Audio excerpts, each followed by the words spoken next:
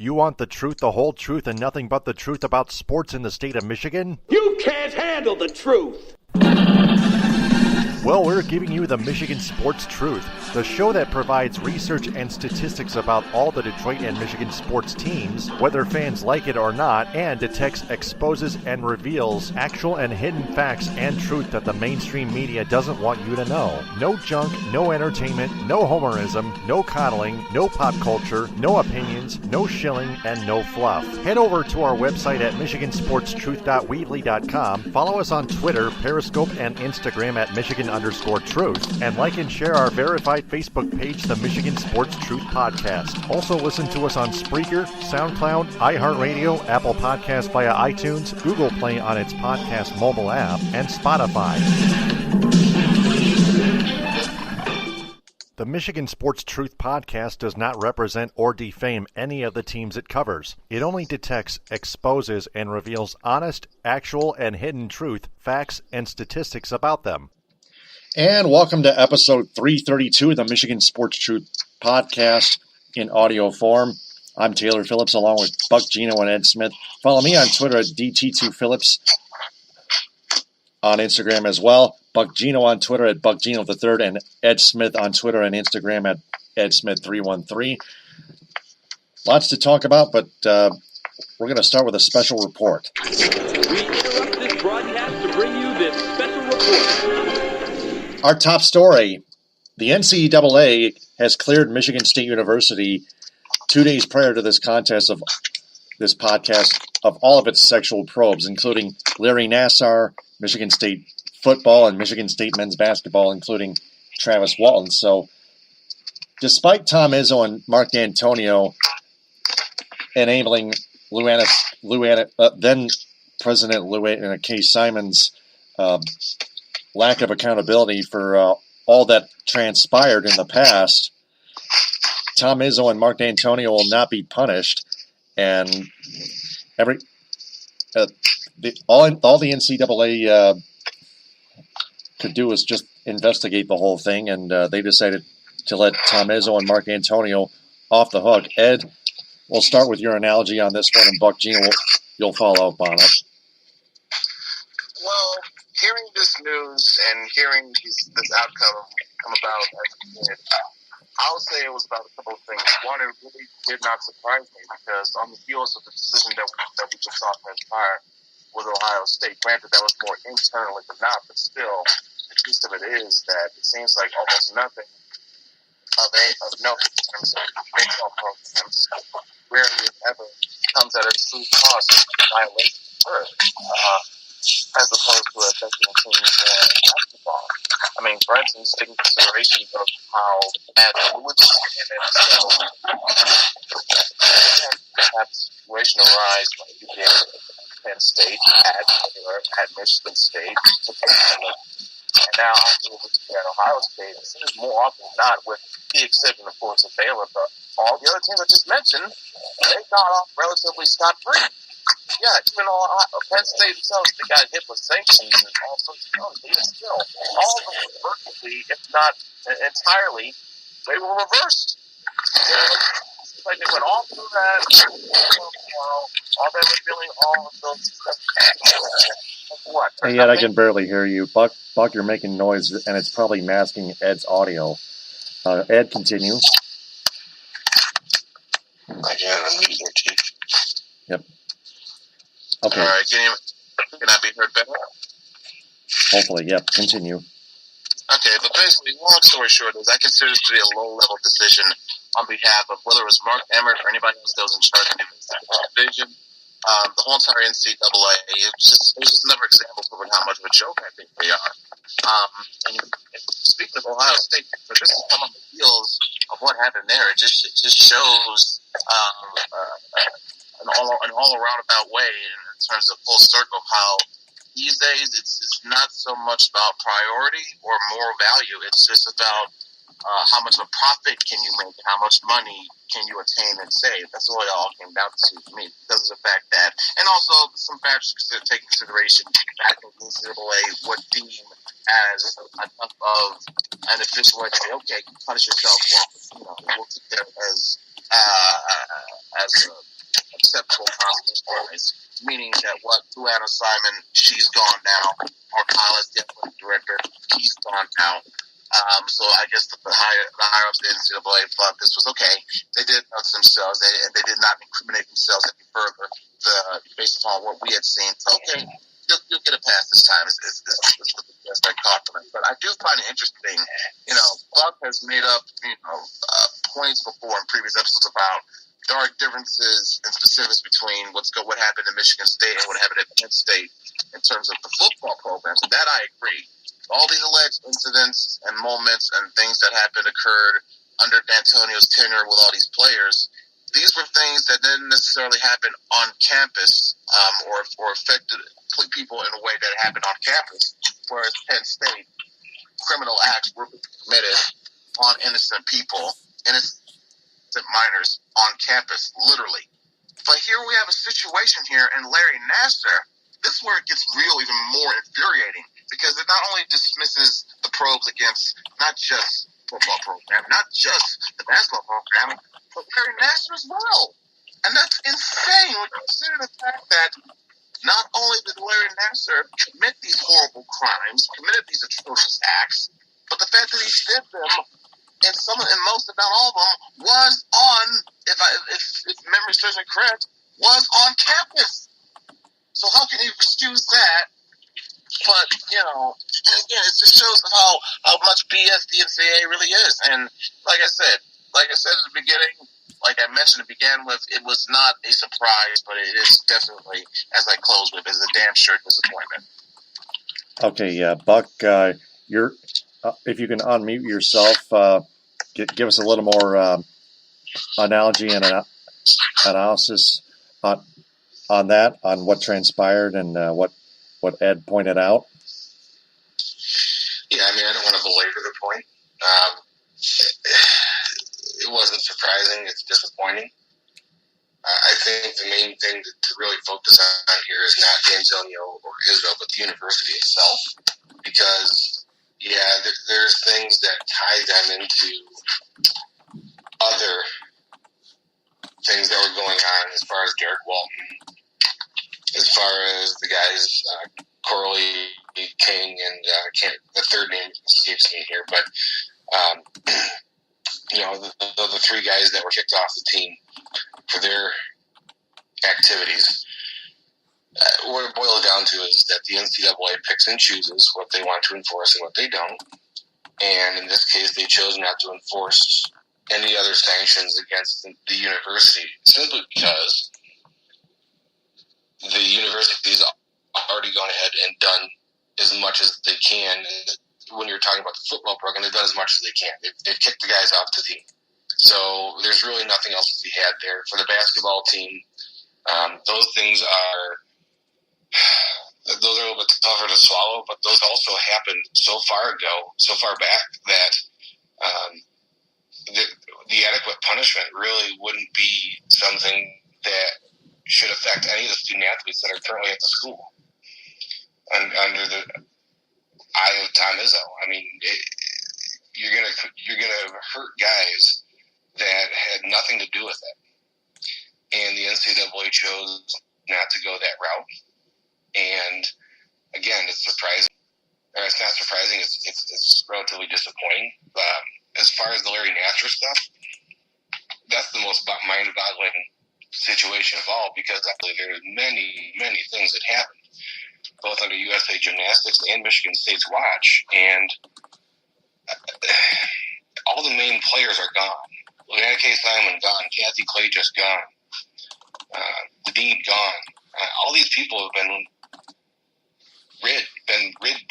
gotten rid of by the university. So now you're talking about punishing people that are in place now to move forward. At the same time, these things happened under the university's watch, and for them to be held accountable by the NCAA, if they're not going to hold them accountable for this, what are they going to do? It just seems to send a message that if you basically take care of your own punishment in-house and you clean house, the NCAA is probably not going to do much to you. There's major major violations that fall under their purview. And most of the stuff is criminal activity that fell outside of their purview, and it was dealt with in a manner that the NCAA deemed, for lack of a better term, adequately.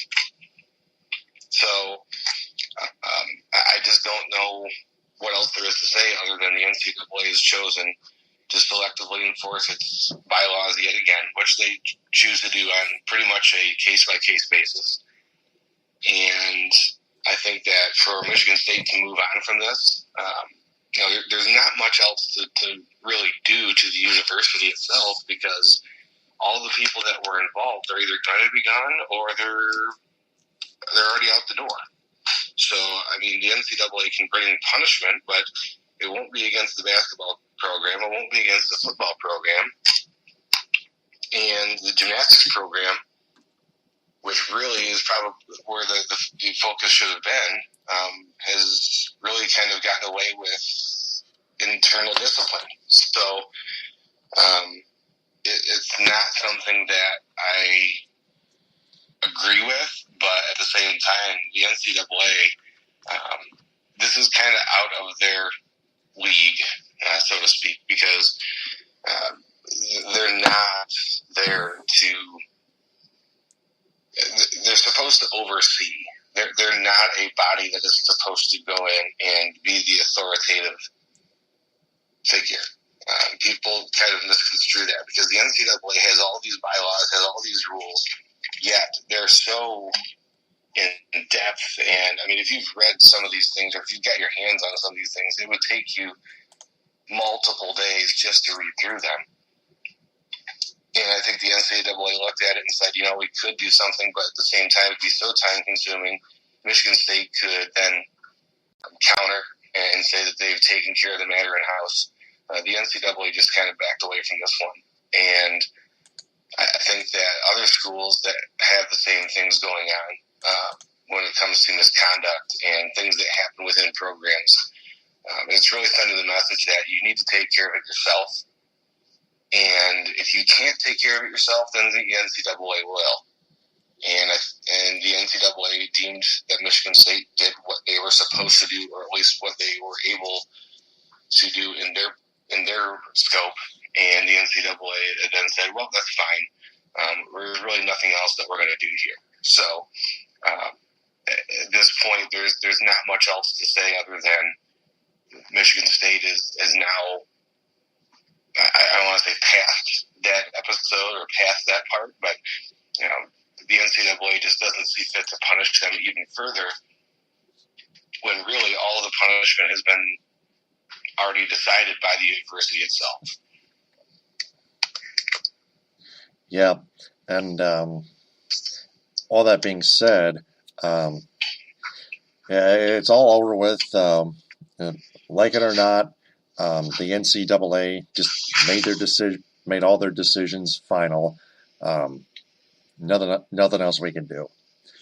Speaking of which, for Michigan State, Touchdown, MSU! Their football team played a hard-fought game against the Utah State Aggies, and their defense kind of struggled a bit. They still won. They still came back and won 38-31. A rough start for their offense in the first quarter, but they finally put points on the board in the second quarter. A clutch touchdown and a 2-point conversion late in the fourth quarter after Utah State took the lead with a go-ahead touchdown. The defense somehow could not hold Utah State's offense. Plus, the Spartans took 9 penalties. Also consideration, Felton Davis with key catches throughout the game to power their offense. And the Spartans somehow still beat the Utah State Aggies, no matter how tough it was. Ed? Well, I will say this, considering this game and considering how things all played out, it was a combination of minor bit of survival, because it took an effort of desperate play, almost in some instances, to avoid this monumental upset. I mean, you saw that happen almost a couple of times this past weekend when you think about it. You know, not just in East Lansing. There was also a case where even in Happy Valley, Penn State was ready to become another victim of Appalachian State. And conveniently enough, it was also on September 1st, same date, 11 years ago to the day, that they had knocked off Michigan. And also a couple of years ago today where they had knocked off Minnesota. So they're trying to make it a pattern of freeze with Penn State, but luckily they were able to hang on themselves. So maybe it wasn't just some type of odd anomaly, but it could also have been a different case of MSU showcasing some first game rust, as they often do in previous years when they're facing inferior opponents. It makes it appear that they're playing down to the competition, but reality it's not the case. They could blow this team out by 50 if they wanted to, but for some reason, the way they come out, the way they start out, it just tends to lead to closer games more than not. This one was definitely, obviously, way too close to comfort, but they were able to make plays, make the right things happen, get turnovers when they needed to do. Brian Lewerke was quite a stud himself. He's really showing great promising value. I mean, he was called, I believe, on the BTN telecast, a potential dark horse Heisman candidate. Now, obviously, we know it would take a Herculean effort for him to have the kind of season that would warrant him being considered a Heisman finalist, let alone a potential front-running winner. But still, you know, it shows the confidence that that not only the media around, but also those inside the school have placed in, so much trust in Lewerke that they can have that type of confidence where he can go out there, do what he needs to do, and no matter what happens, the team is almost always in good hands at the end of it.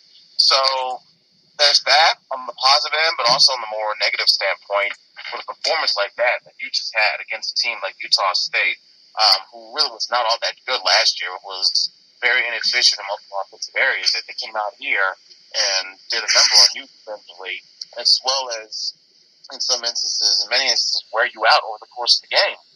With a constant pace, constant speed, almost always going no huddle, just going on long, draining drives with almost without really taking a huddle.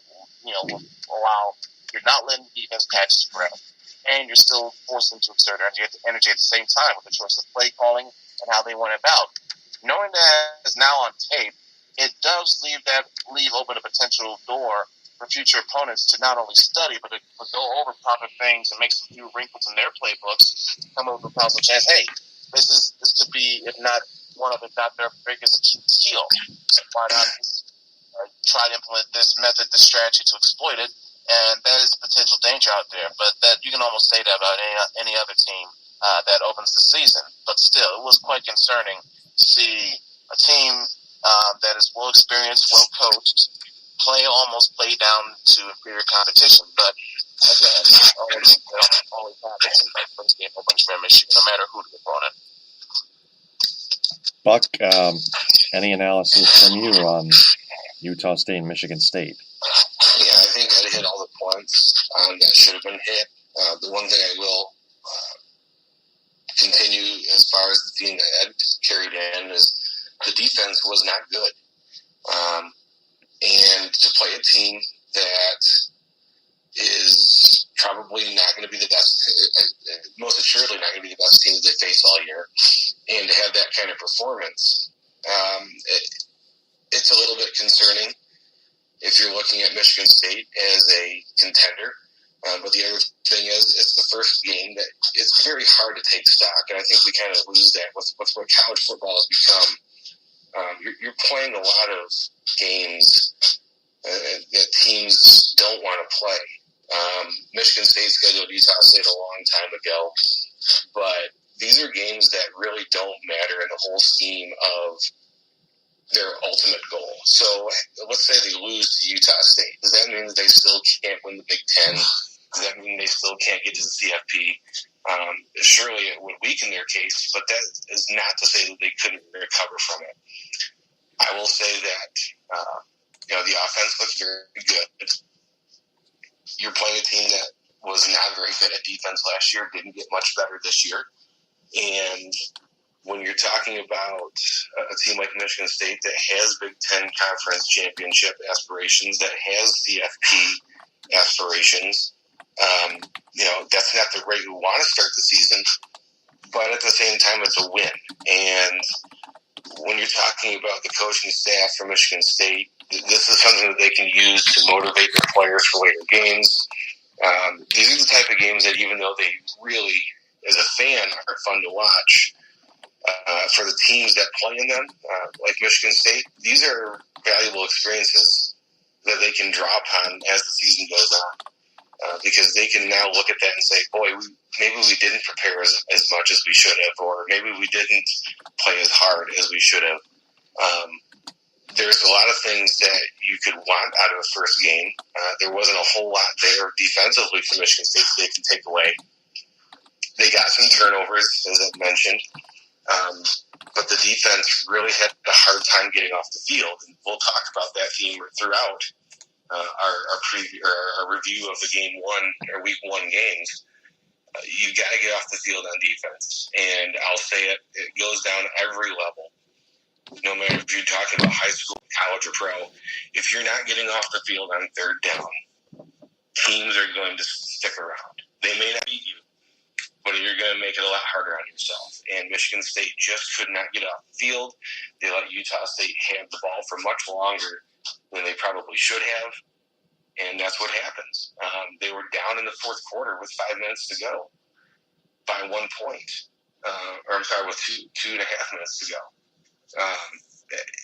That's just not a strong performance. But Michigan State has never really performed that well in the majority of their season openers. I mean, you look at the history of their season openers, they've played some underwhelming games against some underwhelming teams, and their season has ended up pretty solid. So to take all the stock from the first game, it's a little bit hard to say that Michigan State's going to struggle because they couldn't beat Utah State, or they had a tough time beating Utah State. But it just didn't go the way that they wanted to. But there's another team on the field that wants to win. I mean, these people that are bemoaning the Michigan State win forget that Utah State came in there with an upset on its mind, and they did very well for themselves to almost pull it off. So, not every game is going to be a 45-0 laugher when you schedule some of these teams. And I think that Michigan State found out they were in the game rather quickly, and they adjusted. Felton Davis played a heck of a game. Utah State had a real hard time with him. He made some great catches and showed that he can be a primary weapon for Brian Lewerke. I would say that the running game wasn't as impressive as I thought it was going to be, simply because with LJ Stiat coming back, Brian Lewerke able to use his to get yardage at times. I thought the Michigan State would probably run the ball a little bit more effectively, but that's stuff that you can fix. And I think that going forward, Michigan State, the end result from this game is that they have to be better in all phases of the game for them to compete at a higher level. And that's what these opening games are for, is to find out what your deficiencies are, what your strengths are, and start to work on some of those. And I think that Michigan State, for their purposes, probably will end up enjoying the fact that they had to work in their first game rather than romping over an overmatched opponent.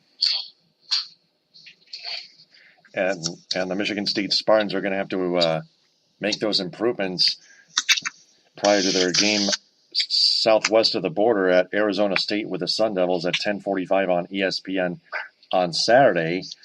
Gonna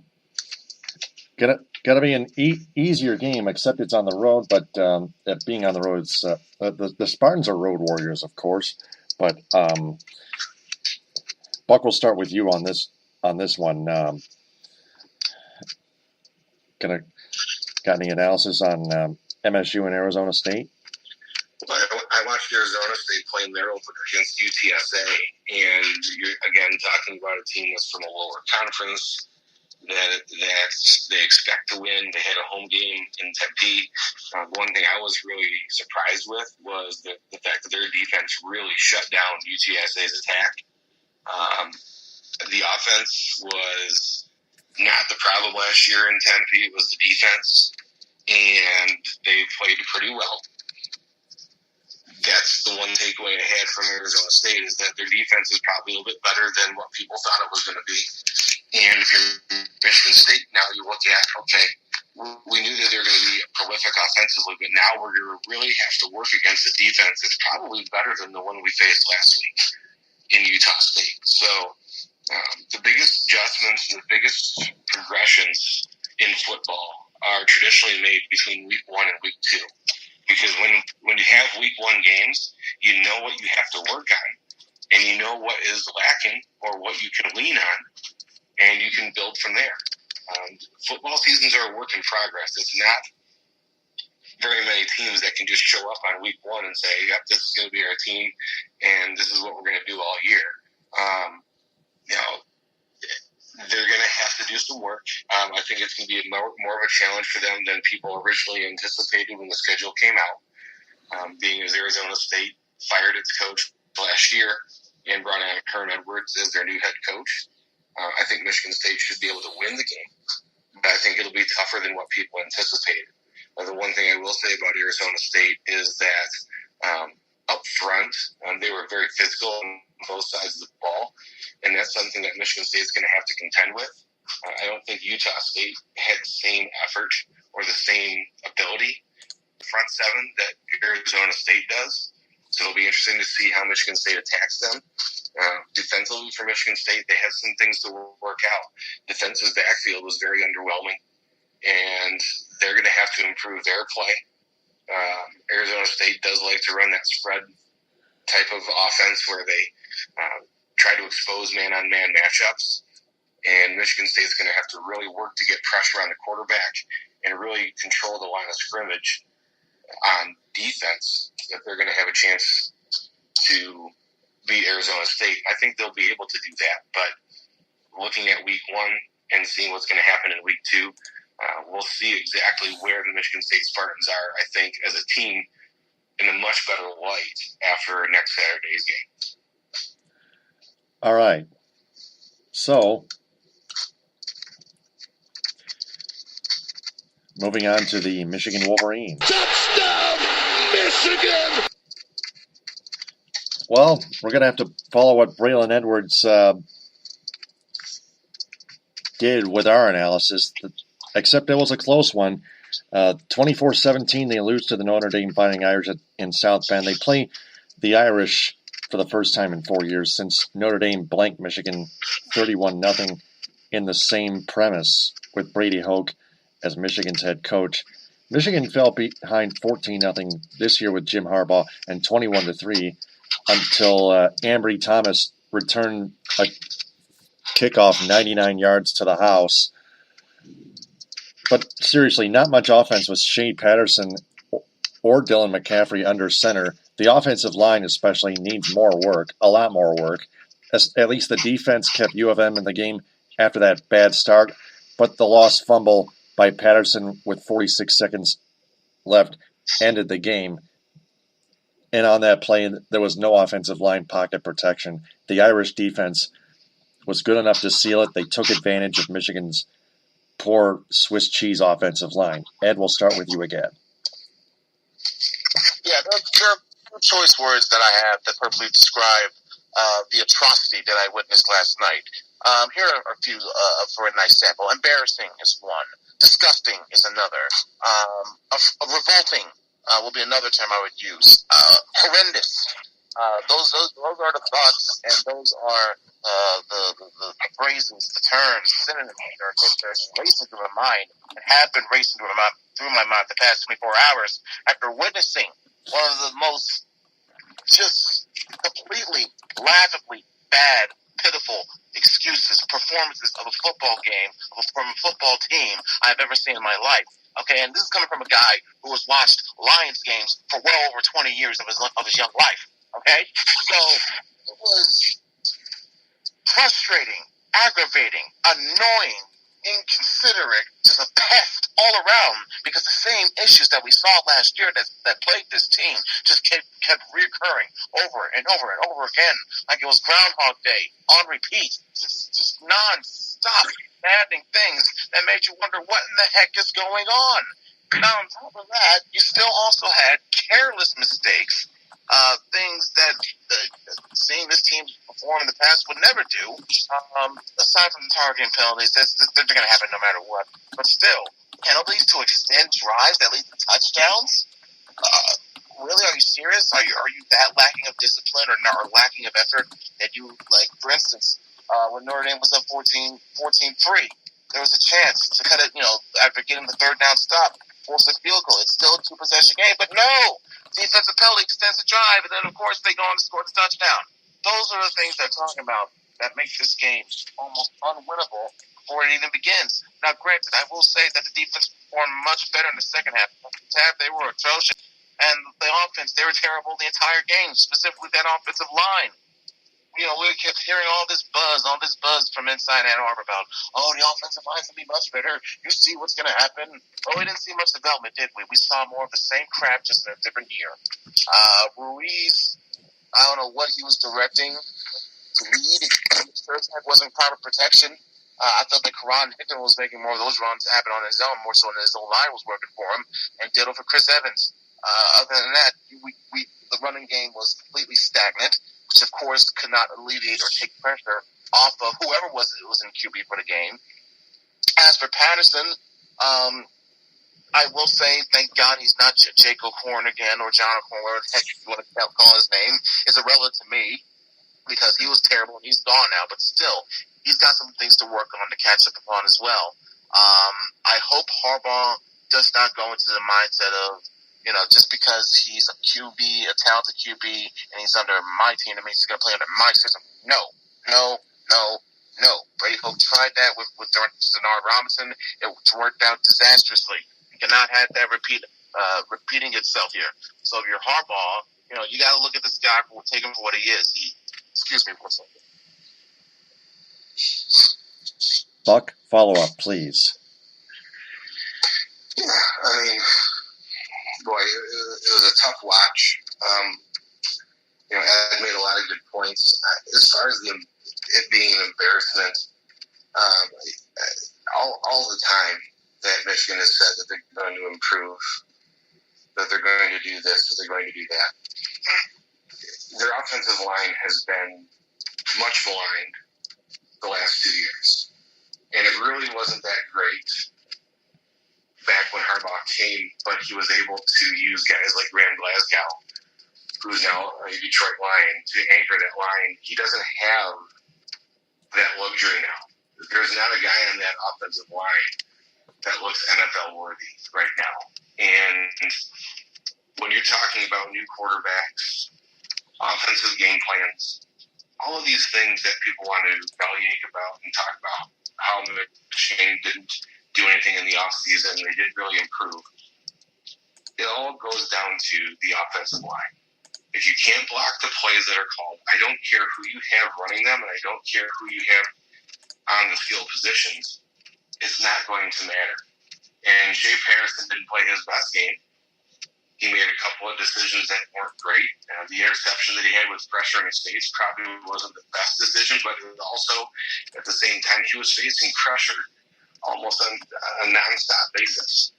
So, as a quarterback, when you're talking about what he's able to do, their best plays or their best results came when he was out of the pocket. So, if I'm a coach and I'm looking at that, I'm thinking, okay, my offensive line can't block. I need to get my quarterback out on the run or at least outside of the pocket so that he can escape that pressure and has open options. Patterson's not a runner by trade. He will run if he has to get yardage, but he's not one of those guys that's just going to take off at a moment's notice and get 20, 25 yards of reps. So you have to know what you're getting with him, and you have to know what the plan is going to be to make him as most effective as possible. I will say that there was some plays that they couldn't have run last year that they were able to do this year. At the same time, I don't think Shea Patterson at all was the reason for this loss. I think it was the offensive line. Zach Gentry had a terrible game, and they didn't have Chris Evans until almost, I want to say midway through the second quarter. Is when he saw his first action. which was kind of mind-boggling because he's the guy that they thought was going to be the jackknife. He's the guy that they thought was going to be able to be split out wide. He was going to be in the backfield. He was going to be everywhere, making Notre Dame account for him. And I think that when you look at the game tape, there's just a lot of things that broke down, and a lot of the times, probably about 90% of the time, the breakdowns occurred on the line of scrimmage. And I don't care how good of a team you are, when those things are happening on the line of scrimmage, you're not going to win the football game, or you're going to make it very tough on yourself. Michigan did not play its best game. Michigan did not play up to its potential. They still were in with and tie the game with the ball in their hands. So, yes, it's mightily disappointing. It's very bad to watch. At the same time, this reminds me a lot of this game when they played Utah. In Jim Harbaugh's first game, Jay Krudak at quarterback, they're trying to feel everybody out, trying to figure out what their strengths are, what their weaknesses are. And that's all well and good when it's your first year as head coach. But other than Shea Patterson, everybody else on that field, Jim Harbaugh knows what they can and can't, what their strengths and weaknesses are. And I felt that they were very ill-prepared to combat what Notre Dame was able to do up front. Number one, I will say that Notre Dame's defense, people weren't talking as much about them as I think they should have. They have a pretty good defense. But when you're talking about what people from that are Michigan fans that want to see them beat these teams, like Notre Dame, like Michigan State, like Ohio State, that's not a performance that you can have. And it was disappointing from that aspect. At the same time, it's the first game, and they lost it by a touchdown. Granted, they had to get a special teams touchdown to get there, and they really didn't make the most out of opportunities that they had. The missed field goal or the botched field goal was one, and also the interception right after that, giving them good field position where they couldn't do anything with it. Those are things that you've got to capitalize on, because good teams aren't going to let you back in the game that many times. You've got to take care of the ball. You got to take advantage of those opportunities. You have to take care of the ball. And Michigan just didn't simply do that. I think the most disappointing thing for me watching that game was the fact that it wasn't the play calling. It wasn't the defensive lapses in the first two drives for Notre Dame.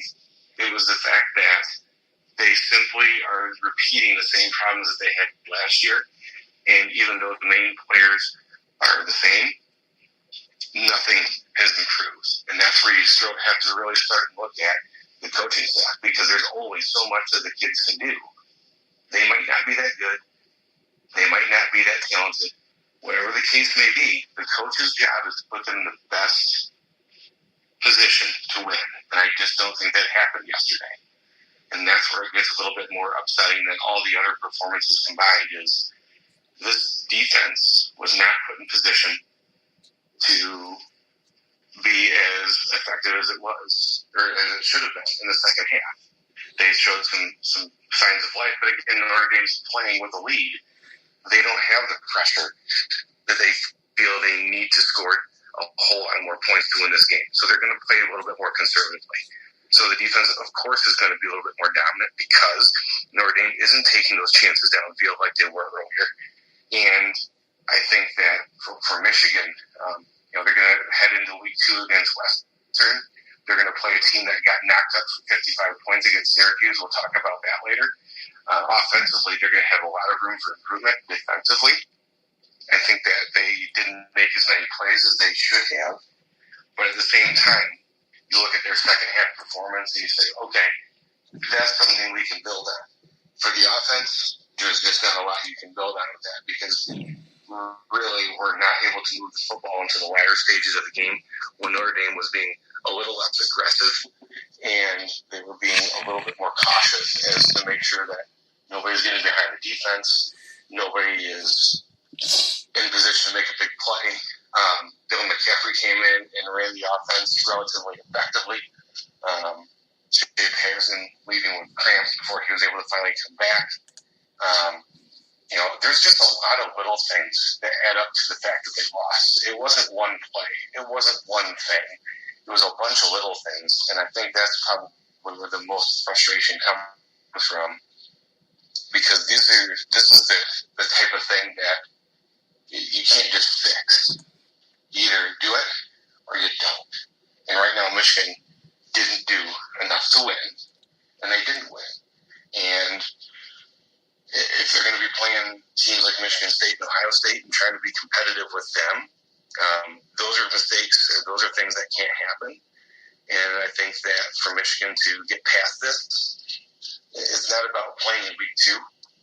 It's about really looking at themselves and saying,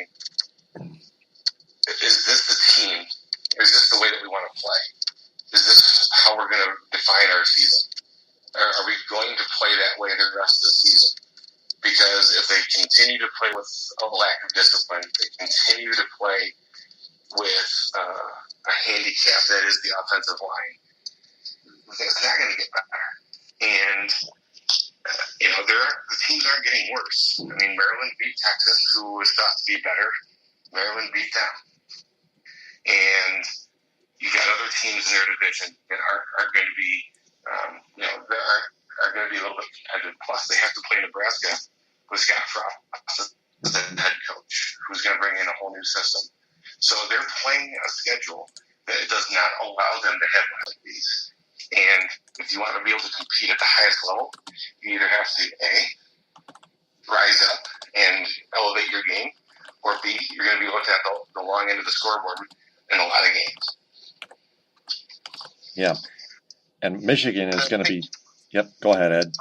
Sorry, to piggyback real briefly off of all the strong points that Buck made, there comes a point where proper accountability needs to be held, and you got to accept that this is the standard that cannot be accepted anymore. That something must be done better, or there will be consequences as a result. Now, with Jim Harbaugh, I am nowhere near advocating the man should lose his job. In fact, I've been one of his advocates, biggest advocates for the past, there was almost his entire tenure here. The fact that he started off with 2 10-win seasons, the fact that he was a bad spot at Ohio State away, potentially playing with the college football playoff, the fact that he was all these sort of misfortunes away from having better records against his rivals than what he currently has. But the facts are the facts. And the fact is now, he's 1-7 against his rivals. The facts are now that Michigan has not had a win against a true road opponent in 16, 17 consecutive straight games. That's going back to 2006. And the fact is, this is year 4. The honeymoon has long since passed. It's time to show me the baby here. Show me the effort. What are you going to put in here? And if you're going to keep going out there and crapping to bed in big game situations like this, then I'm sorry. You deserve the criticism. You deserve to be called out like you did by Braylon Edwards. You deserve to be called soft, because that was soft. That's coming from a guy who dropped passes against Ohio State in 2004.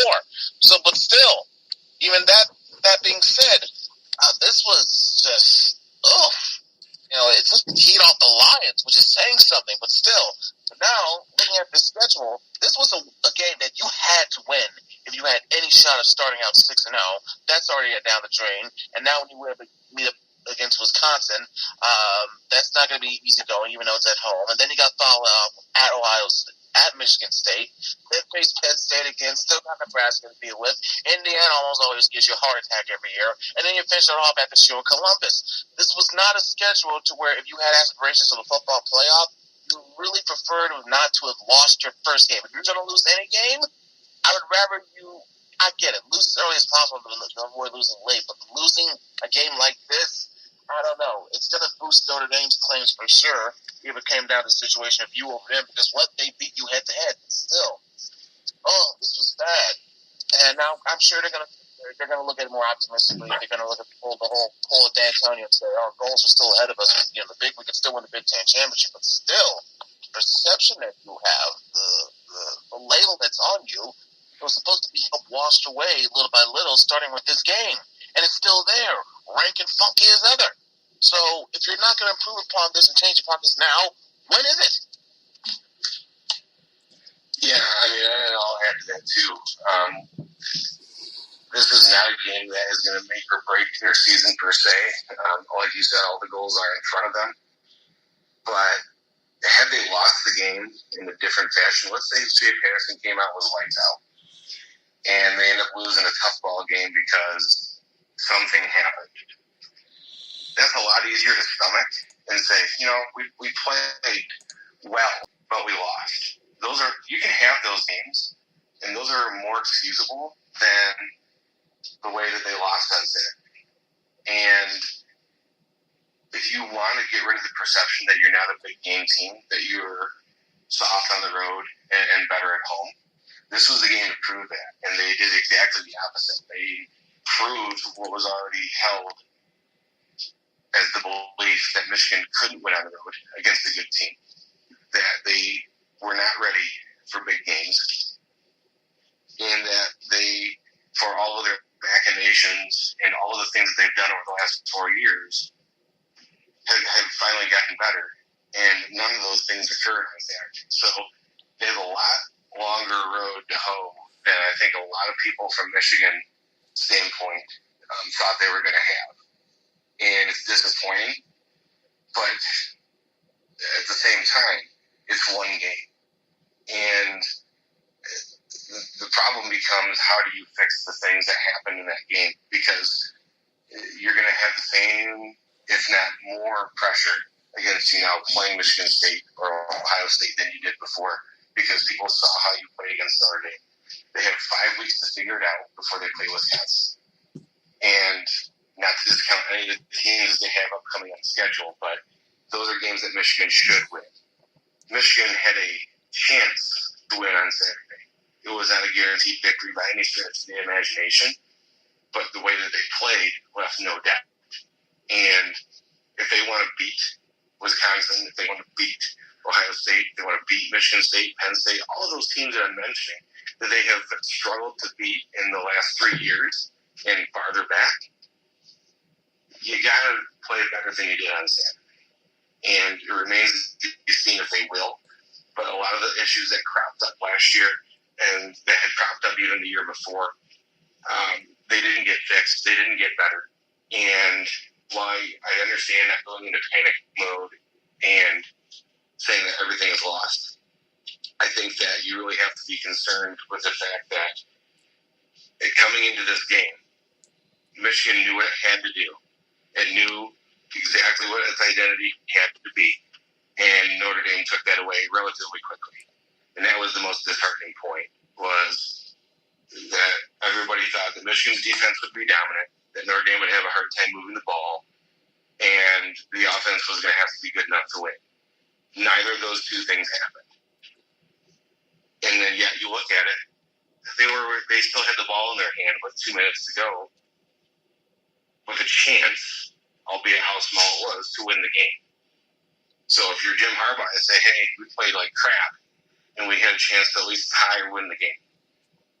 The other folks that look at it much less objectively say, you guys crapped bed, and this is just another strike against Harbaugh in a big game against the rival on the road. So all of those things put together, it's not hard for me to imagine Michigan having a successful season, because they can certainly have time to improve. But I don't have a lot of confidence in it happening, because they had all offseason to prepare. And then they came out with that. That's the most disheartening point. Like I said, if they would have lost a tough-fought battle, maybe they lose 27-24 or something like that, where they had it down to the wire, or Notre Dame made a last-ditch drive to win the game. You can almost live with that a lot more than you can live with. They were down 14-0 before some people were sitting down, and they never had a chance to recover. As soon as they scored that second touchdown, I pretty much had penciled it in for a loss, because there's no way that Michigan, the way that they were running their offense, was going to be able to win it at that point. They weren't going to get magically better. Notre Dame wasn't going to magically stop blitzing. It was going to be a tough road to hoe from that point. They didn't make enough plays. Notre Dame did. And just the whole game felt like Michigan never really rose to the occasion where they had all this time to prove that they were all the people that were telling them that were doubting them that they couldn't do this were wrong, and they weren't able to do it at all. Right. This is not imagination land. This is the real world. Let me touch on something here. Jim Harbaugh, I saw Jim Harbaugh constantly complain at the referees about missed calls, penalties that Jim Harbaugh disagreed with, and those were all most of what Jim Harbaugh was worried about, instead of making more plays on the field with their offense and their defense, or especially just their offense. Their defense only gave up 24 points, but their offense only allowed 17. Their offense only scored 17 because they didn't make much plays. They depended on the referees to help them out, and they can't do that. They can't. It's road games are difficult. That's just part of it. You can't expect the refs to bail you out. You gotta be a lot tougher than that. You gotta knock your opponent out. You gotta score a lot more points than just 17, while your defense is giving you a chance. I admire your honesty. Well, really, they scored 10 because you want to take that special teams touchdown away from the offense. The offense didn't have anything. Right, 10. And that last touchdown really was almost considered garbage time when you think about it, because so much clock had been wasted, so much opportunities had been wasted. It almost felt like, a proverbial tease the way that last touchdown was scored. Yeah, right. And the other thing is, you're talking about, the penalties. Yeah, the officiating, in my opinion, was borderline. I think there was some missed calls on both sides. But going into Notre Dame or Ohio State or Michigan State, I don't care which team you are. I don't care if you're Alabama going into a hostile environment. You're not going to get all the calls. It just doesn't happen. Why? Because people are human. Mm-hmm. Referees and officials are human. And if you think that you're going to get all the calls on a road game, I don't know what to tell you. Because Jim Harbaugh should know as well as anybody, going in Notre Dame in South Bend, it's very difficult to get the edge in penalties or to have the game officiated in your favor as a road team. And I don't care who you are. So complaining about penalties and complaining about things, coaches will do that. I will say that, the spotting of the ball a couple of times was pretty atrocious. But at the same time, good teams overcome that stuff. Officials don't lose or win your games. Players do. And as an official, when people talk about, we lost the game because of the officials, that's not true. Because the officials call the game, and then you adjust to what they're calling and what they're not calling. Good teams do that all of the time. Good teams are able to overcome that stuff because they can adjust on the fly. Michigan did not do that literally the whole game. Right. Great teams make great plays. Make more plays. May I add on? Great teams overcome adversity, all kinds. And that's exactly what Michigan did not do. Their offense only scored 10, like you mentioned. Their kicking game gave them a little bit of a boost with a 99-yard touchdown kick return by Ambry Thomas. But that's it. That's all of it. Yeah, and special teams was a wash in my estimation, because they had a field goal attempt that went awry because of a bad snap or a bad hold or whatever you want to call it. Those are points you're giving away. And then the defense gives you an interception right after that. The break that you've been looking for pretty much all of the game finally happens. The offense comes back on the field after driving and at least making some decent progress. They come out and do nothing. And that's probably one of the things when you look at the game. Michigan just many opportunities, but when they did get them, they weren't able to take advantage, whereas Notre Dame took advantage of pretty much every opportunity they were given. Yeah. So Michigan heading into week 2 plays their home home opener next Saturday at noon on FS1 at the Big House in Ann Arbor against the Western Michigan Broncos. Western Michigan Broncos football. Yeah, I'll get into that with my MAC review/preview. Boy, Western Michigan really struggled against Syracuse, and I know that Dino Babers, he's a very good offensive mind. He does a lot of innovative things, and they're playing a Power 5 conference team. To give up 55 it just shouldn't happen. And I even mentioned my MAC preview last episode where Western Michigan offensively, we knew that they'd be okay. We just need to see their defense, Western's defense, get a stop, do something, and they didn't do that against Syracuse. So if you're a Michigan fan, don't hang your hat too much on it if they blow Western Michigan out of the water offensively, because Syracuse, with relatively, I would say, less talented across the board, not necessarily poor, but less talented personnel, was able to ravage the Broncos defense. And we'll see what happens in next Saturday. But, this is not a game that Michigan can afford to just adjust everything and hope it works. I mean, they're going to have to establish their identity. I think they're going to have to really work on running the ball a lot more effectively than they did. The offensive line's a big part of that. And if you can't run the ball against teams like Western and SMU, your Big Ten schedule is going to get a lot tougher. Yeah, and speaking of the Western Michigan Broncos, like you mentioned before, their defense was terrible against Syracuse in the 55-42 loss at Waldo Stadium in Kalamazoo. At least their offense did all they could. They got 2 long touchdown runs in the third quarter to pull to within 7 or 6 by Eskridge and Bellamy to pull WMU to within a score. But Syracuse pulled away again afterwards by taking advantage of Swiss cheese defense. Yeah, I mean, you look at this game, and Syracuse was out to a 17-0 lead with 6.5 to go in the first quarter. And Western's offense had a hard time getting it on track. Syracuse had no such problem.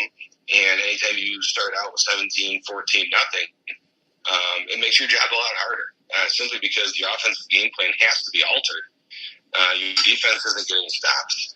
You got to get some points on the board.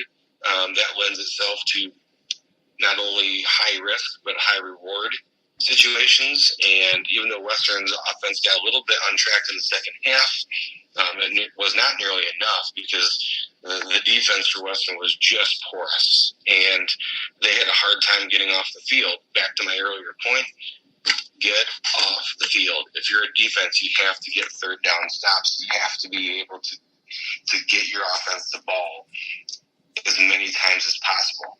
It's hard to read numbers sometimes in some of these games because you look at teams that have a lot. I mean, Western had more yards. That's because they had to play desperation, catch-up football. And Syracuse, even though they scored 55 points, obviously their biggest concern was to try to milk the clock. And once they got that lead back to a comfortable margin in the fourth quarter, their main drive wasn't necessarily to score, but to control the clock. 26 first downs for Syracuse. That's no good. You can't give up that many first downs and think that you're going to win. Now, is it impossible? No. But boy, it makes it a lot tougher. And Western's going to have a hard time. I don't care who they're playing. If they're giving up yardage and first downs like that, it's going to be a long season in Kalamazoo.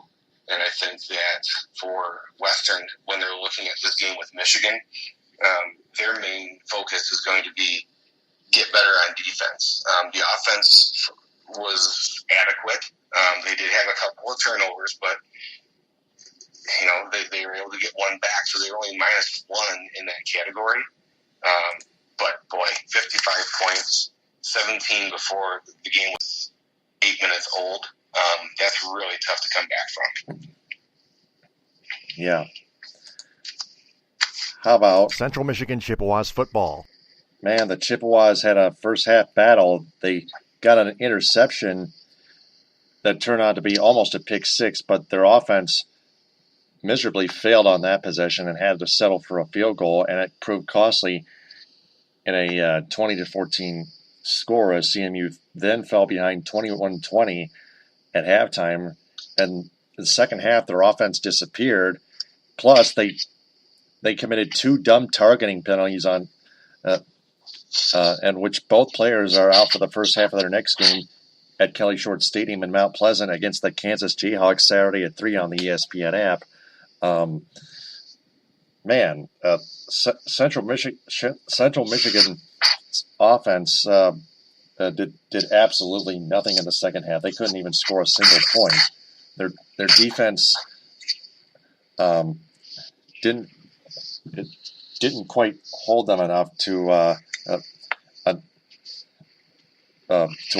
one possession game. They allowed two extra touchdowns to pretty much ice it. Syracuse, not at Syracuse, but Kentucky. My bad. CMU losing to Kentucky 35-20. The Wildcats in Kentucky. The Wildcats defense took advantage of CMU's mistakes. Just absolute stupidity by the maroon and gold in the second half, and that sure proved them costly. Well, you look at this game, and Kentucky had 4 turnovers. Central Michigan had none. That tells you how bad the offense was for Central Michigan, and perhaps a little bit of how good the defense was for Kentucky. Kentucky, much more on the yardage side. They had 427 yards, 27 first downs, and that's with 4 turnovers. Central Michigan only had 11 first downs the entire game. Offensively, they just looked very, very, I would say, I don't want to say unprepared, but they looked very vulnerable to a Kentucky team that, even though they're an SEC team, is a lower tier SEC team. And the same thing with them is they had a fumble return for a touchdown. Central Michigan's first score, a touchdown, was a defensive fumble. So even though they were up 17-7, one of those touchdowns was from the defense. And even though they were up 17-7, it didn't really feel like they were up by 10. And Kentucky was able to come back. Benny Snell tore them up. Their run defense for Central Michigan was just pathetic. And Benny Snell ran all over them. As you mentioned, Taylor, a couple of times, that Central Michigan did get some turnovers and should have been able to cash in touchdowns. They weren't able to do so. So that's on the offense. Tony Poljan did not play a very good game. He was 17 of 27, but up for only 137 yards. So he was not able to complete a lot of passes downfield, a lot of short dink and duck crossing route stuff. And the running game for Central was barely passable. They didn't really help out a whole lot. And the defense, even though they played relatively good football the first half, when you're out there for a lot of the time, time of possession is a big thing. And Central Michigan had the ball for 4 minutes more than Kentucky did. Why? Because they had 4 turnovers. Of course you're going to have more time of possession, but they didn't do anything with it. So Central Michigan, looking at their next game with Kansas, the only silver lining is that Kansas is absolutely terrible. They lost to 1AA Nicholls State in overtime at home, and they paid $450,000 for that honor. So if you're looking at Central Michigan, their improvement's going to have to come against the Kansas team that can't even beat an FCS team at home. So they probably have a better chance of straightening out their record than Western or Eastern does. But it was really tough to watch Central play that game because offensively they just weren't able to do a whole lot. No, they weren't. And I'm predicting Kansas to win on Saturday. CMU is probably going to start off 0-2, in my view. Boy, it could happen. The one thing, like I said, is Kansas is atrocious. they're just not good, and they haven't been good for a long time. But there's still a Division 1A team in Central Michigan. I don't care who they're playing. If you can't get first downs, you can't move the ball up and down the field. You can only do so much, and they're going to have to rely on Kansas helping them to win that game. Kansas is going to have to make some mistakes, and chances are they will. The question is going to be if Central Michigan can take advantage of those mistakes. Yep. And then finally, Eastern Michigan Eagles football. The Eagles rout the Monmouth Hawks 51-17 in Ypsilanti. Eastern Michigan prevented an early second-half comeback. Monmouth only got to as close as 3 possessions. Just very easy game for EMU. Yeah, I mean, Monmouth's not a very strong team. They're an FCS or 1AA team. They're not a high caliber of opponent, but Eastern Michigan did what they had to do. Tyler Wiegers, the transfer from Iowa, looked decent. They had a 30-3 lead, or 30-0 lead, actually, with 2 minutes to go in the first half before Monmouth drove down and got a late field goal to end the half. But that was really the highlight of the game, really, for Monmouth. They got it to within 20 points, as you mentioned, but then Eastern Michigan just kept their foot on the gas and ended up winning this game 51-17. Not much to really see here. Eastern Michigan gets an easy win for their first game of the year. But their schedule obviously gets a lot tougher as the road goes on. And so while it's a nice confidence builder for Eastern Michigan, I don't really think this is a good window to look through their team at and say, this is what they do well, this is what they don't do well, because they played a severely overmatched opponent. And while it's great for them to get the win, this is just not a team that you can look at in Monmouth and say, we can use this as a springboard for other things. Yeah. Eastern is at Purdue. The Boilermakers Saturday at noon on BTN. Analysis. Well, Purdue, strangely enough, opened with a Big Ten game. They played Northwestern and lost that game at Ross-Ade Stadium, 31-27. Northwestern and Purdue solidified in that middle tier of the Big Ten schools. Purdue with Jeff Brom at the helm, their offense was fair to Midland. Their defense was a little bit lacking. I think that if you're Eastern Michigan, you have to look at that game and say, hey, there are some things that we can do with Northwestern, showing some things on tape. But that's what happens in week one. You get to see everybody's weaknesses on tape, but there's not a lot of frame of reference. So it's going to be tough for Eastern Michigan to go in there and get a win. Purdue's going to be feeling it a little bit with the home crowd, their first 2 home games. They don't want to go 0-2 with their first 2 games at home. So they'll be coming out, hopefully for their sake, fired up. Eastern Michigan's going to have its work cut out for them. And like I said, Eastern Michigan, looking at their first week performance versus the team playing a conference game for their season opener, there's a lot of difference in those 2 things. And I think that Eastern Michigan is going to have a hard time going 2-0 in this early season. Yep. Mm-hmm. So that is our college football in week 1 recap and week 2 preview.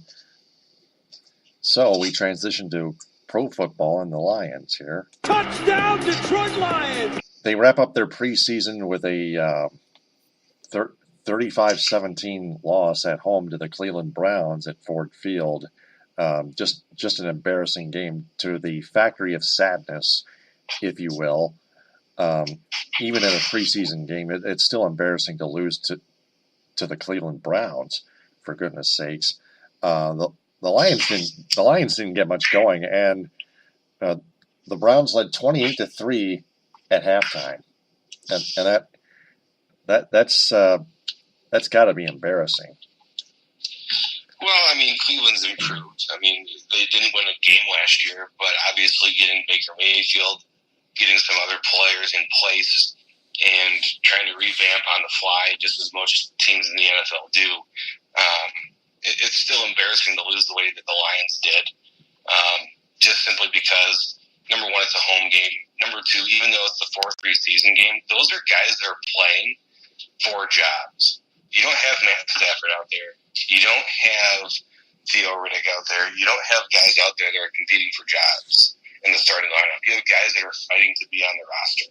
And I think that that's probably what makes it more embarrassing, is the fact that you have guys that are trying to stay employed, and that's how they played. Ed?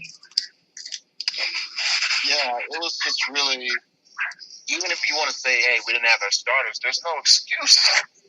I don't care who you are. You can't go up there and show the effort that you've shown and expect to think, okay, that's a good enough reward where you've earned a roster spot. No, absolutely not. Under any circumstances, I'm going to think that way, especially when it's right before the end of the preseason itself. That was like one of the worst impressions you've ever leave on someone.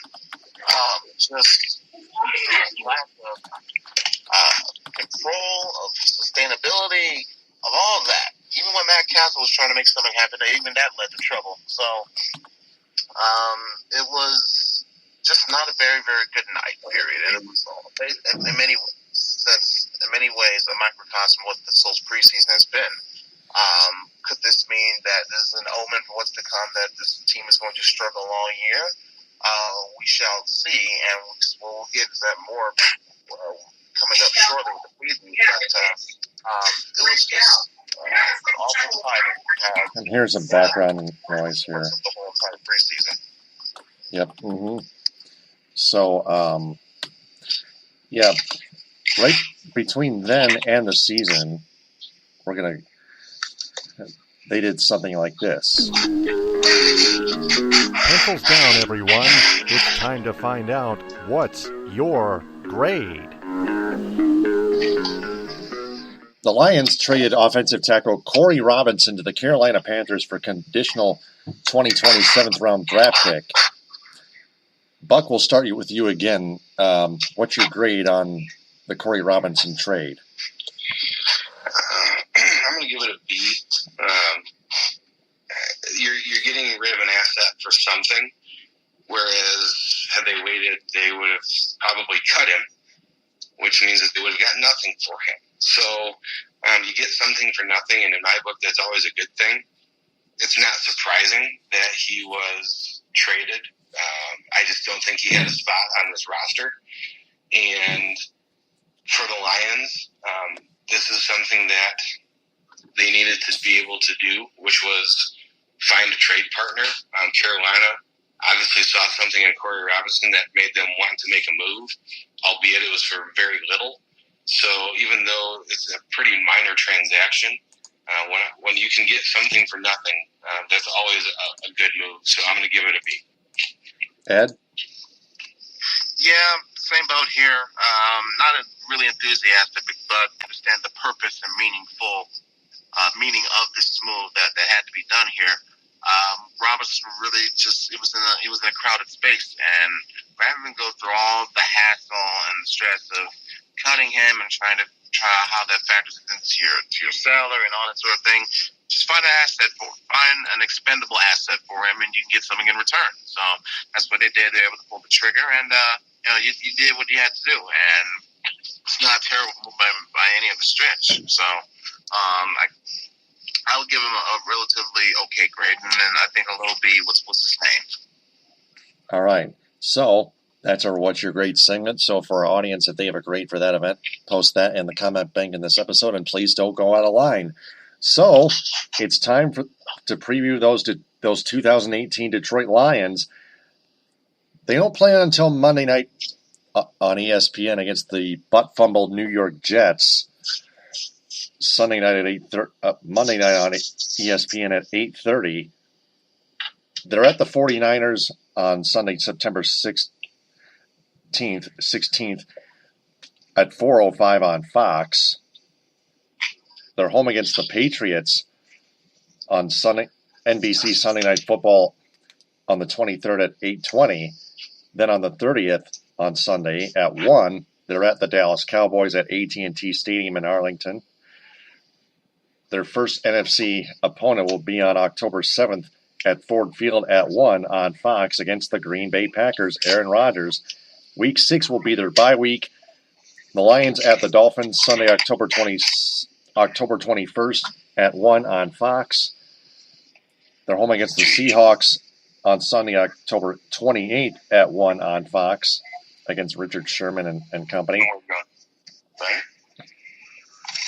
And then week 9, Lions at Vikings. The defending NFC runners-up at US Bank Stadium Sunday, November 4th at 1 on Fox. Sunday, November 11th at 1 on Fox. They're at Soldier Field against the Chicago Bears, Buck Gino's team. They're home against the Carolina Panthers, Corey Robinson's new team, on Sunday, November 18th at Ford Field at 1 on Fox in Week 11. Then Week 12 on Thanksgiving, Bears at Lions, Thursday, November 22nd at 12:30 on CBS, 9 and 10 News, WWTV, DT in Cadillac, and WWJ-TV Channel 62 in Southfield and the Detroit area. Week 13, a week from the following Sunday, on December 2nd at 1 on Fox, they're home against the LA Rams, a team that is owned by Dean Spanos, who owns the LA Chargers. Screw you, Spanos, says Urinating Tree cleanly. Then on December 9th, the University of Phoenix Stadium welcomes the Lions to take on the Arizona Cardinals December 9th at 4:25 on Fox on Week 14. And then on Week 15, the Lions are in Buffalo against the Bills December 16th at 1 on Fox. Then the Vikings come into Ford Field for the last home game of the year, December 23rd, 2 days before Christmas, at 1 on Fox. And then the Lions at Packers at Lambeau Field to wrap up the season, to wrap up 2018 before 2 days before New Year's Day, December 30th at 1 on Fox. So, guys, help me out here. The Giants are an easy team. Wait, they played them in the preseason. This is a very tough team. They got the 49ers, the Patriots. The easy team is the New York Jets, of course. They got the Packers, Vikings, and Bears, who are going to be more competitive. They're on the road, but they're playing an easy team against the Miami Dolphins. Then the Seahawks, a tough team coming into Ford Field, as well as the Panthers, the LA Rams, who made the playoffs last year, the Arizona Cardinals. The Lions are at Arizona. They haven't beaten them since God knows when in Arizona. And then they got another easy team in the Buffalo Bills. Well, almost easy team, that like mediocre. And that's pretty much it. Well, I mean, if you look at the Lions in the preseason, obviously they struggled. But the preseason in the NFL has really been about schemes and game situations. It's not really about winning. Now, yeah, Paul said that you go 0-4, that tends to fit in the locker room a little bit. But I don't put much stock in records as far as the preseason goes. I kind of try to see who's doing what well, who's not doing what well, and how that's going to play in the regular season. Matthew Stafford didn't play a whole lot in the preseason, which is fine. I don't think he really needs to absorb a lot of contact in the preseason because at this point everybody knows what he can do. At the same time, the defense, even though a lot of their starters weren't playing a majority of the time when they were out there, they played a little bit below what people thought they were going to be. Jared Davis missing tackles. Nevin Lawson got ate up in one of the preseason games against Tampa Bay. They cut Deshaun Sheed, who they had signed in the offseason. These are things that when you look at the the defensive side of the Lions that are a little bit alarming, simply because Matt Patricia is a defensive coach, and that's his specialty. So the offense, I think, is relatively, I don't want to say it's vanilla, but it's at the same time, they're not going to show you everything that they have. And I think that the Lions, their main concerns coming into this season are going to be on the defensive side of the ball.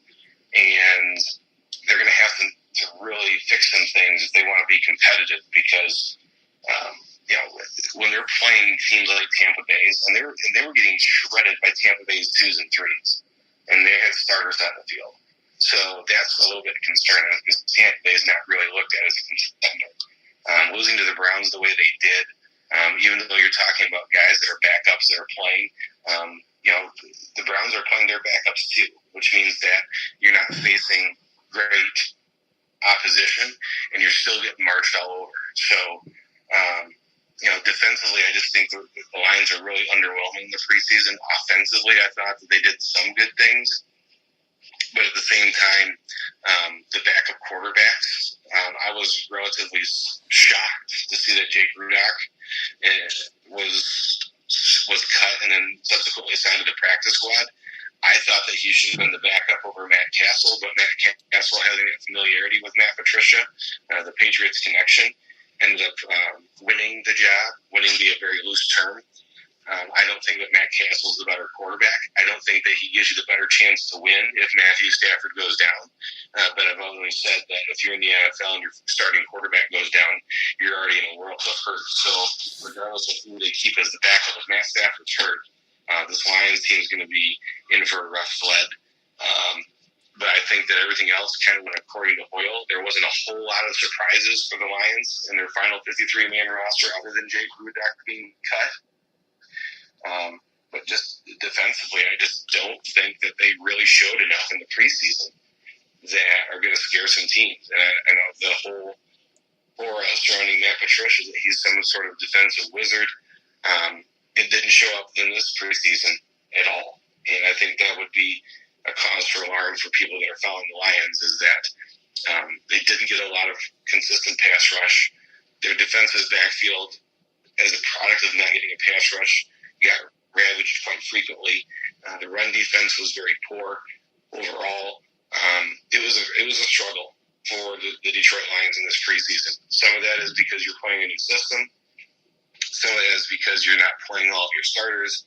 At the same time, it was pretty apparent that the Lions defensively struggled in each of their preseason games at some point, and they're going to have to get better, because I don't care how good Matt Stafford is, you can't win a lot of games 45 to 42. You can't keep doing it consistently, I should say, and stay alive in the NFL. So as far as the season preview, I think that if this defense doesn't improve or they don't figure some things out, it's going to be a little bit of a tough road for the Lions, and we'll see how loyal those fans are when a coach like Matt Patricia was hired. Everybody thought that all the troubles were over. Well, that's not the case, and I think that the Lions, kind of like the Michigan fans with Jim Harbaugh, thought that everything was going to be fixed.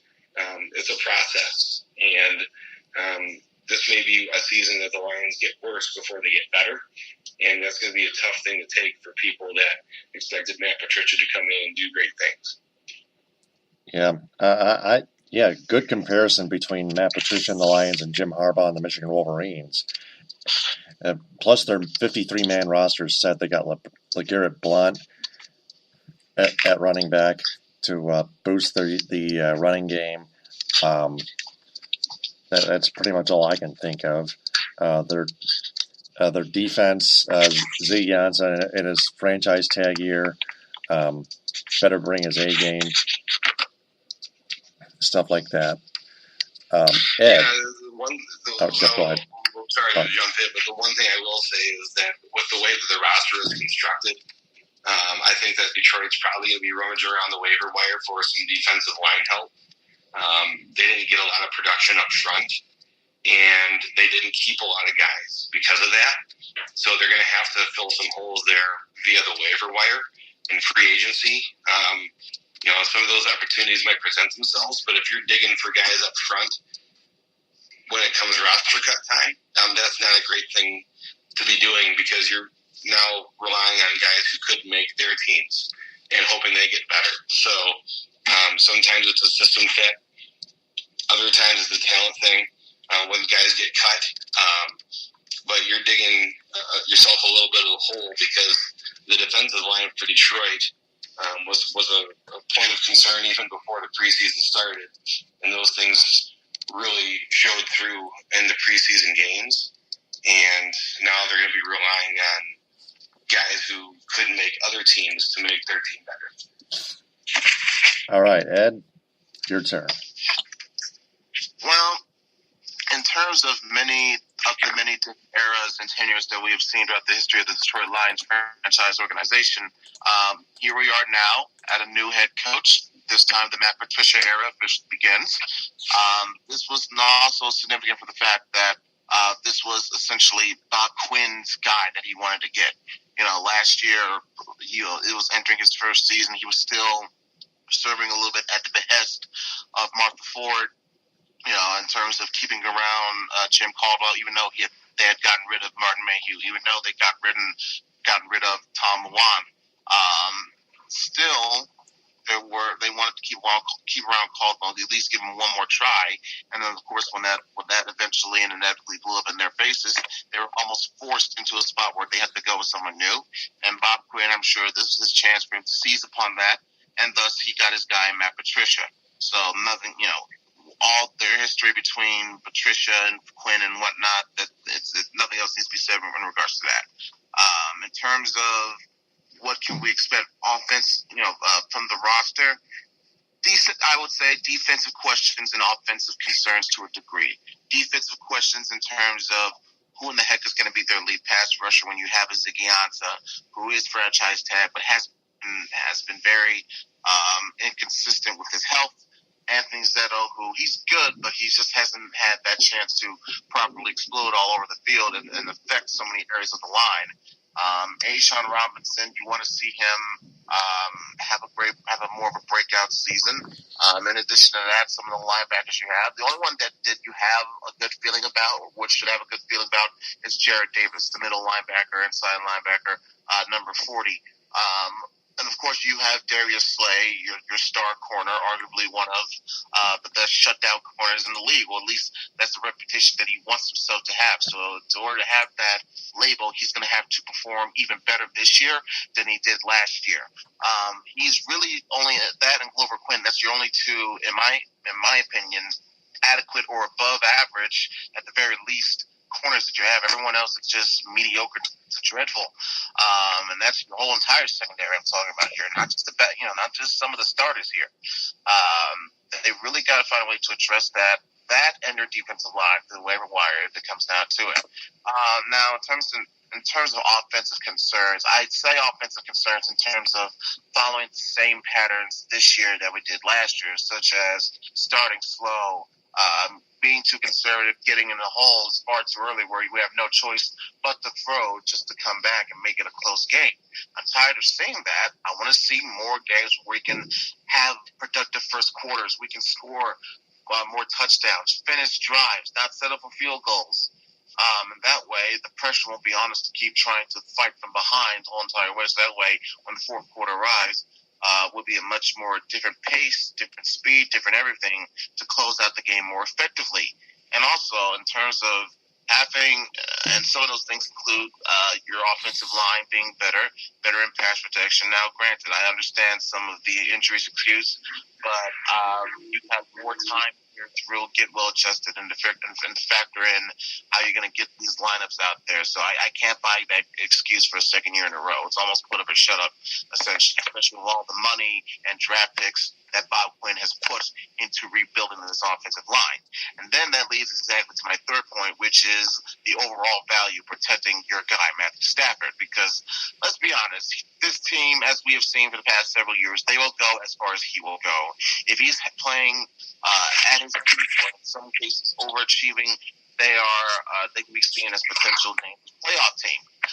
But if he's getting smacked around and not being able to stay completely healthy, then their chances are going to go down with him. It's just as simple as that. It's a matter of fact. And then when you factor in the schedule that they have, that first 5 games, if they're not careful, they could be 2-3, if not 1-4. And that's a deep hole that really you don't want to tend to crawl out of, knowing that you still have Minnesota and Green Bay 3 more times combined between those 2 teams after those first 5 games. So the relative goal, I would say, is try to if you're going to be 2-3, don't get blown out, essentially. But if you want, the ideal goal would be 3-2. Anything above that would just be gravy. But if you were 3-2 out of that first 5 games, it calms down just a little bit. But then right when that backstretch post Thanksgiving is just, well, I would say middle of the season. After the bye week, it's up and down. And then after Thanksgiving, start of December, it eases up. And then that 1-2 punch of Vikings-Packers right at the end, it's just, makes you feel uneasy on how this record will go. So we've seen constantly, almost a running joke of, they're always going to play close, play your heartstrings, and then just give you an 8-8, 9-7 season. But based on what I saw in this past preseason, granted, you can't always use that as a precursor for how the whole season will go. Knock, knock, see 2008.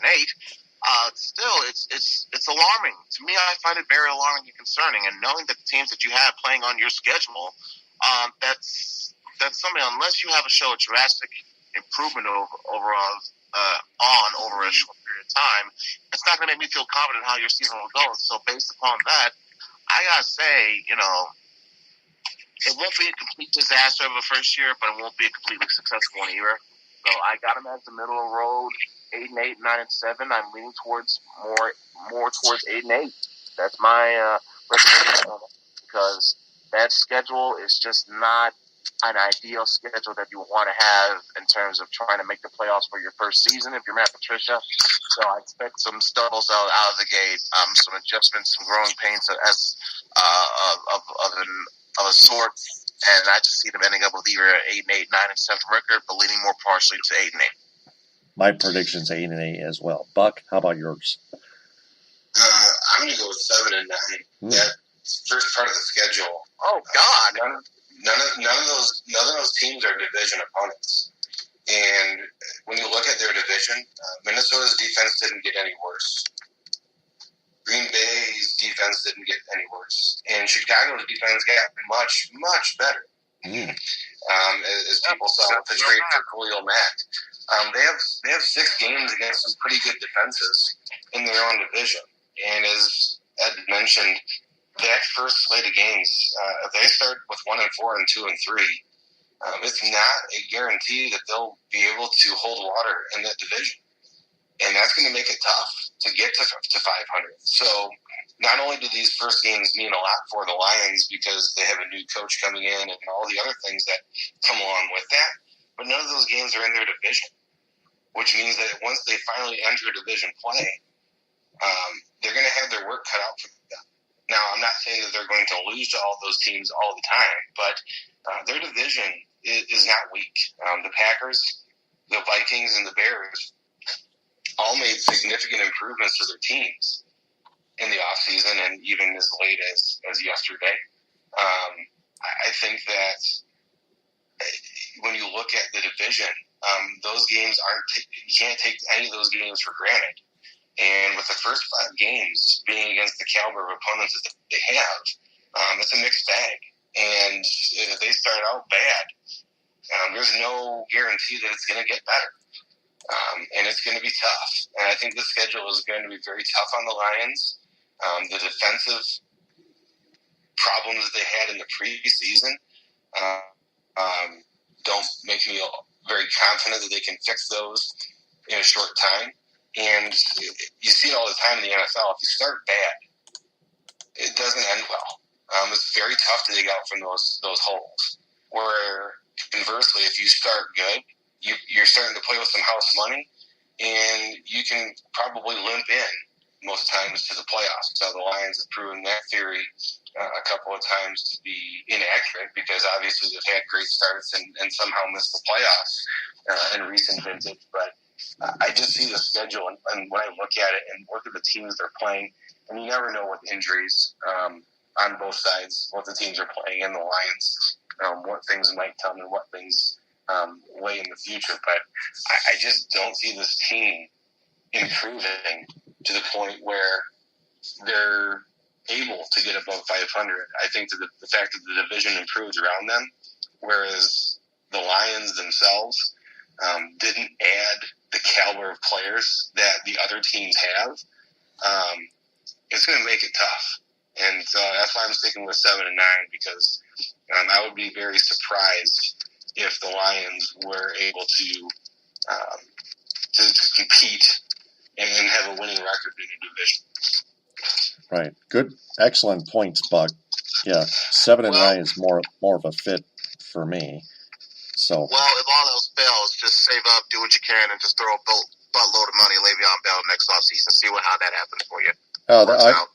A guy who makes rap tracks and cares more about himself when he was with the Pittsburgh Steelers.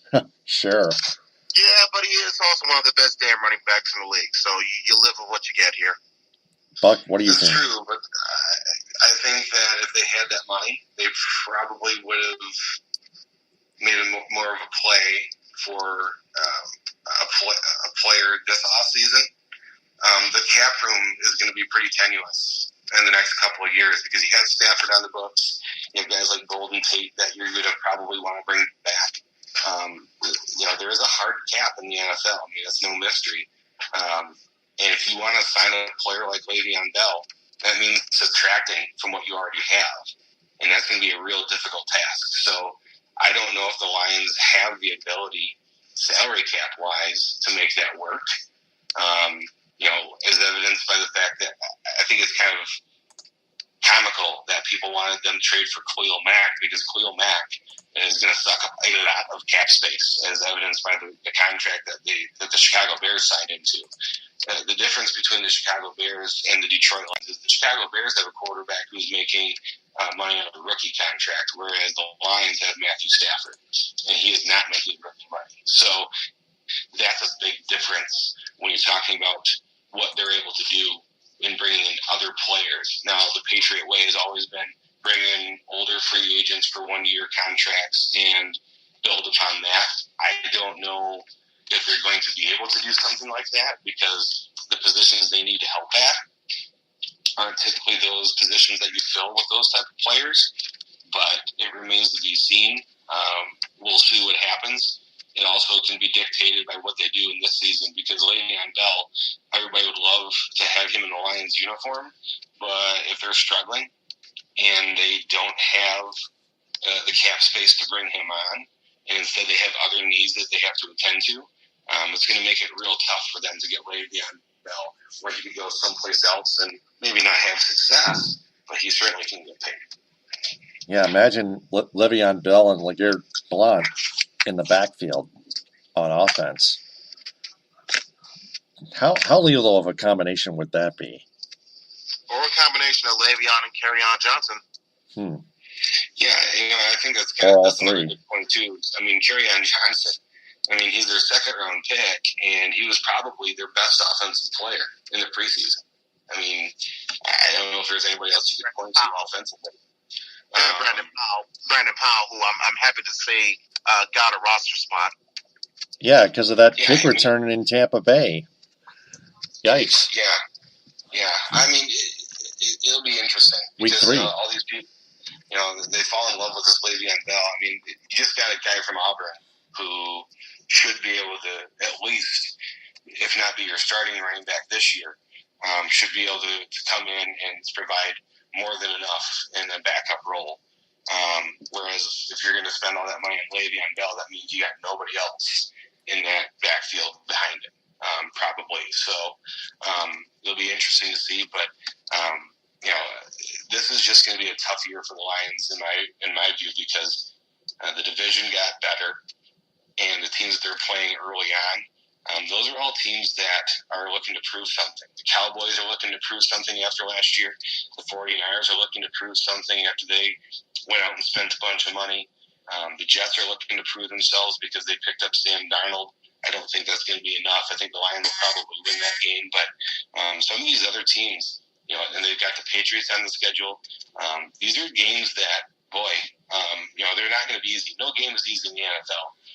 But when you're playing teams that are really looking to improve themselves, just as the Lions are, you've got to come out with some intensity. You've got to come out and play well. And again, take it for what it's worth. The preseason is not the end-all, be-all. But I think just defensively, from what I saw in the preseason, it doesn't bode well for the Lions. And when you're playing teams that have offensive weapons, like some of those teams do, that could spell a little bit of trouble for the Lions. Yep, absolutely. So those are all what we are previewing to see in the 2018 NFL regular season with the Detroit Lions. So we can't wait until Monday Night Football against the butt-fumbled New York Jets on ESPN Monday Night Football when the Lions season kicks off. That, gentlemen, excellent job. That is episode 332. Let's